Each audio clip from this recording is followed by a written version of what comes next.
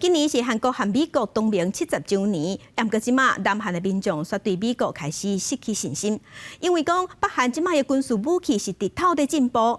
根据一份上新的调查，有要挖背城的韩国人是认为讲，南韩家己嘛应该爱有核武来预防北韩的攻击。面对美国一直讲爱南北韩赶紧恢复对话，北韩即马嘛批评美国，讲美国是两种标准，强调未和美国谈论主权的问题。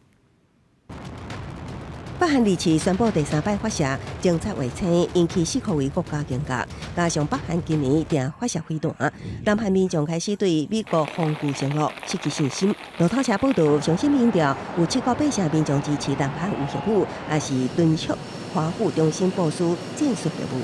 북한의 마지막 비대칭 전력은 당연히 핵무기입니다.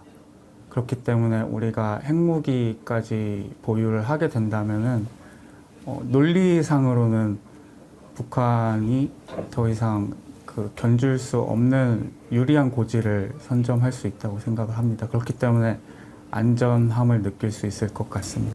韩美同盟已经建立70年，目前驻韩美军兵力超过28000人。今年4月，韩美领导人伫华府会面，能够达成重要核武协议。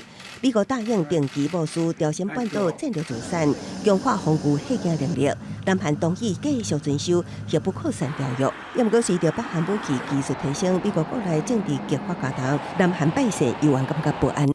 바이든 대통령이 한국에 지금 아무리 강력한 안보 약속을 한다 하더라도 만약에 미국 차기 대통령이 고립지 그리고 미국 우선주의 정책을 이제 지향하는 그런 인물이 된다면은 그 지금 바이든 대통령의 약속은 하루아침에 휘장이 될 수도 있습니다. 北韩领导人金正恩小妹金宇正，就伫拜一，美国甲北韩驻联合国大使发生罕见公开争执，批评美国是小明人。根据北韩官方媒体朝中社报道，金宇正表示，美国核战舰部署伫朝鲜半岛，专反对北韩发射侦察卫星，北韩绝对袂甲美国谈判主权。公司新闻刘万编译。